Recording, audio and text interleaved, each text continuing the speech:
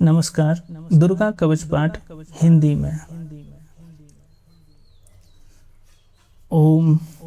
चंडिका देवी को नमस्कार है। मार्कंडेय जी ने कहा, पितामह, जो इस संसार में परम गोपनीय तथा मनुष्यों की सब प्रकार से रक्षा करने वाला है और जो अब तक आपने दूसरे किसी के सामने प्रकट नहीं किया हो, ऐसा कोई साधन मुझे बताइए। ब्रह्मा जी बोले, ब्राह्मण, ऐसा साधन तो एक देवी का कवच ही है जो गोपनीय से भी परम गोपनीय, पवित्र तथा संपूर्ण प्राणियों का उपकार करने वाला है। महामुने, उसे श्रवण करो। देवी की 9 मूर्तियां हैं जिन्हें नव दुर्गा कहते हैं। उनके पृथक पृथक नाम बतलाए जाते हैं। प्रथम नाम शैलपुत्री है।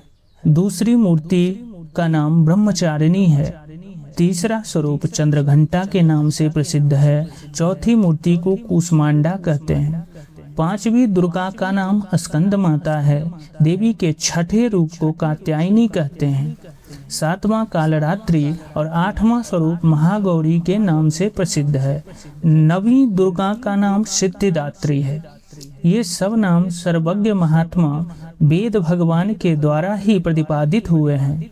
जो मनुष्य अग्नि में जल रहा हो, रणभूमि में शत्रुओं से घिर गया हो, विषम संकट में फंस गया हो तथा इस प्रकार भय से आतुर होकर जो भगवती दुर्गा की शरण में प्राप्त हुए हों, उनका कभी कोई अमंगल नहीं होता।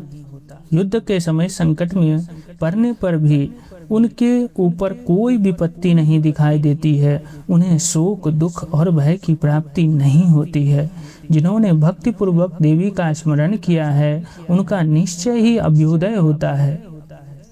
देवेश्वरी, जो तुम्हारा चिंतन करते हैं, उनकी तुम निसंदेह रक्षा करती हो। चामुंडा देवी प्रेत पर आरूढ़ होती हैं। 12 ही भैंसे पर सवारी करती हैं।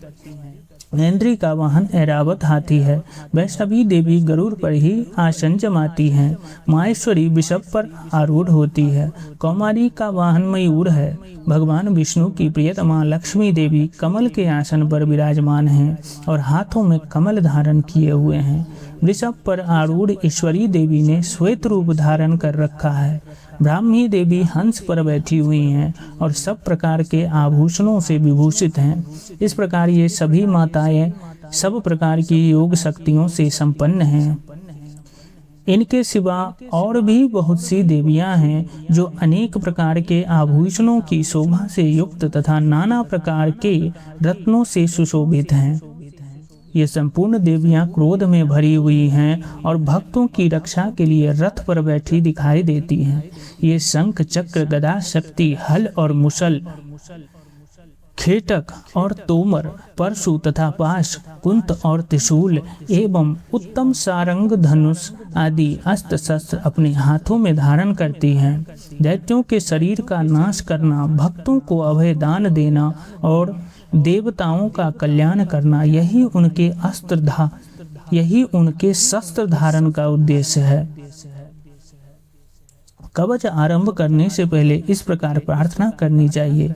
महान रौद्र रूप, अत्यंत घोर पराक्रम, महान बल और महान उत्साह वाली देवी, तुम महान भय का नाश करने वाली हो। तुम्हें नमस्कार है।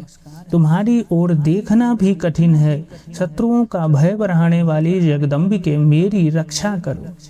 पूर्व दिशा में इंद्र शक्ति, मेरी रक्षा करो। अग्निकोण में अग्नि शक्ति, दक्षिण दिशा में बाराही तथा नैऋत्य कोण में खड्ग धारिणी मेरी रक्षा करें। पश्चिम दिशा में वारुणी और वायव्य कोण में मृग पर सवारी करने वाली देवी मेरी, उत्तर दिशा में कौमारी और ईशान कोण में शूलधारिणी देवी रक्षा करें। ब्रह्मानी, तुम ऊपर की ओर से मेरी रक्षा करो और वैष्णवी देवी नीचे की ओर से मेरी रक्षा करो। इस प्रकार सबको अपना वाहन बनाने वाली चामुंडा देवी 10 दिशाओं में मेरी रक्षा करे। जया आगे से और विजया पीछे से पीछे की ओर से मेरी रक्षा करे। वाम भाग में अजिता और दक्षिण भाग में अपराजिता रक्षा करे। उद्योतनी शिखा की रक्षा करे। उमा मेरे मस्तक पर विराजमान होकर रक्षा करे, ललाट में मालाधरी रक्षा करे और यशस्विनी देवी मेरी भौहों का संरक्षण करे। भौहों के मध्य भाग में त्रिनेत्रा और नतनों की यमघंटा देवी रक्षा करे। दोनों नेत्रों के मध्य भाग में शंखिनी और कानों में द्वारवासिनी रक्षा करे। कालिका देवी कपोलों की तथा भगवती सांकरी कानों के मूल भाग की रक्षा करे। नासिका में सुगंधा और ऊपर के होंठ में चर्चिका देवी रक्षा करे। नीचे के होंठ में अमृत कला और जीवा में सरस्वती देवी रक्षा करे।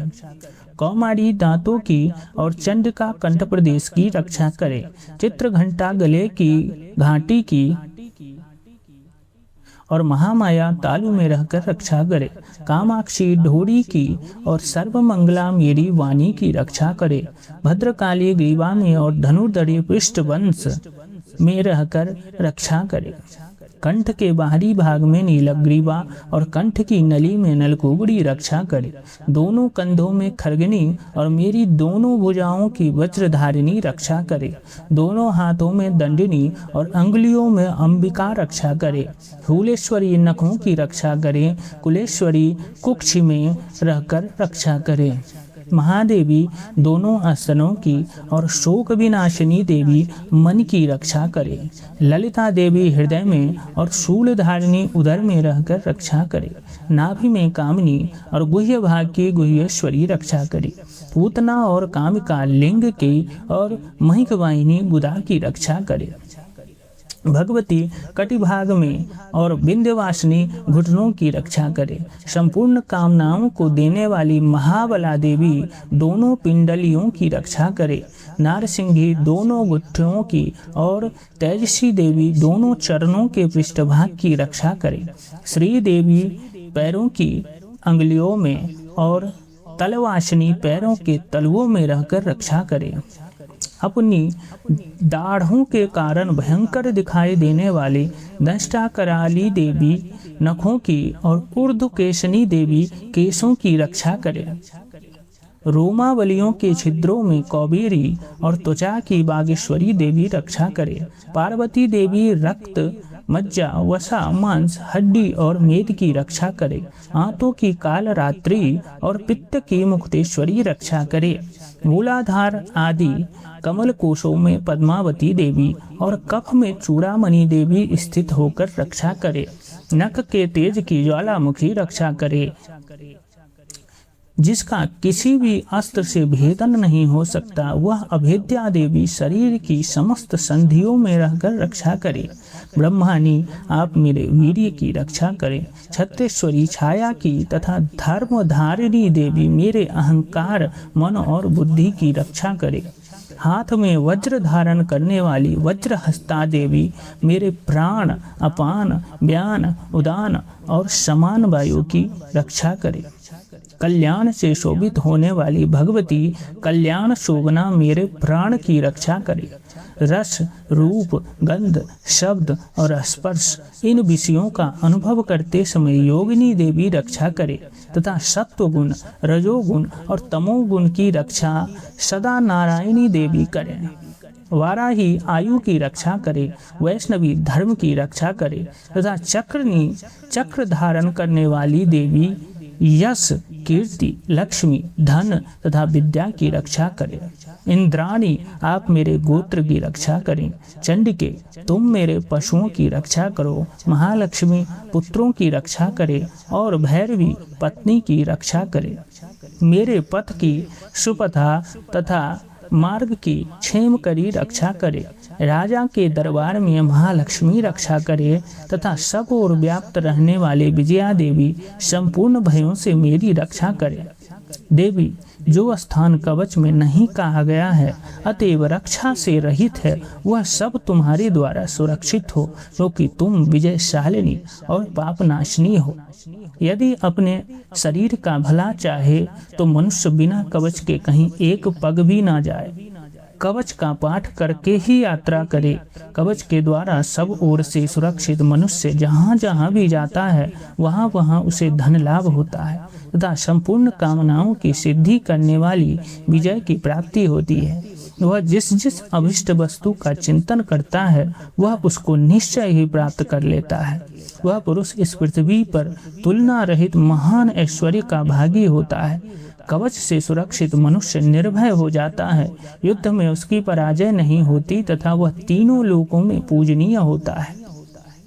देवी का यह कवच देवताओं के लिए भी दुर्लभ है। जो प्रतिदिन नियम पूर्वक तीनों संध्याओं के समय श्रद्धा के साथ इसका पाठ करता है उसे दैवी कला प्राप्त होती है तथा वह तीनों लोकों में कहीं भी पराजित नहीं होता। इतना ही नहीं, वह अपमृत्यु से रहित हो 100 से भी अधिक वर्षों तक जीवित रहता है। मकड़ी, चेचक और कोढ़ आदि उनकी संपूर्ण व्याधियां नष्ट हो जाती है। कनेर, भांग, अफीम, धतूरे आदि का स्थावर विष, सांप और बिच्छू आदि के काटने से चढ़ा हुआ जंगम विष तथा अहिफेन और तेल के संयोग आदि से बनने वाला कृत्रिम विष, ये सभी प्रकार के विष दूर हो जाते हैं, उनका कोई असर नहीं होता।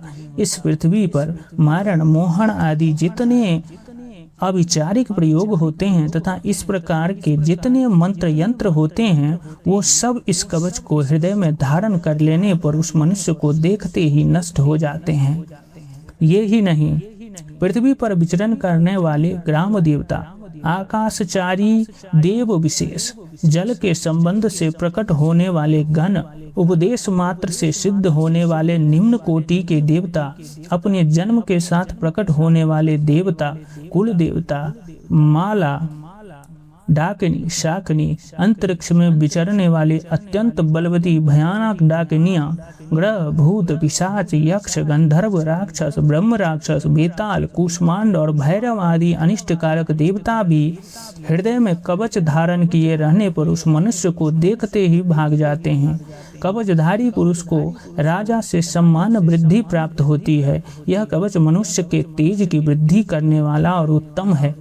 कवच का पाठ करने वाला पुरुष अपनी कीर्ति से विभूषित भूतल पर अपने सुयश के साथ साथ वृद्धि को प्राप्त होता है। जो पहले कवच का पाठ करके उसके बाद सप्तशती चंडी का पाठ करता है उसकी जब तक वन, पर्वत और काननों सहित यह पृथ्वी टिकी रहती है तब तक यहाँ पुत्र पौत्र आदि संतान परंपरा बनी रहती है। फिर देह का अंत होने पर वह पुरुष भगवती महामाया के प्रसाद से उस नित्य परम पद को प्राप्त होता है जो देवताओं के लिए भी दुर्लभ है। वह सुंदर दिव्य रूप धारण करता है और कल्याणमय शिव के साथ आनंद का भागी होता है।